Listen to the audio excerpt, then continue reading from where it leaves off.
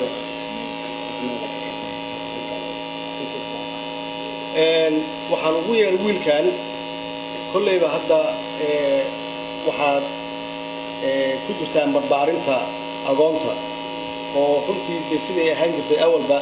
dadka saboolka carruurta in laga qaado oo loo barbaariyo loo koriyo waxbarasho loo siiyo nolol loo siiyo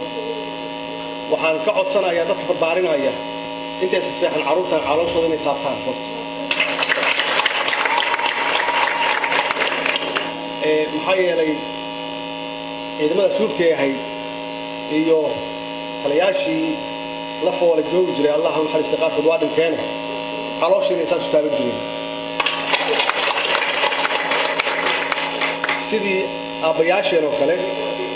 yaan ugu sheegi jirnay inaan gaajaysan nahay iyo dhibkaan qabno iyaguna waxay noo xanaanin jireen sida carruurtooda kale marka wiilkaan iga warqaba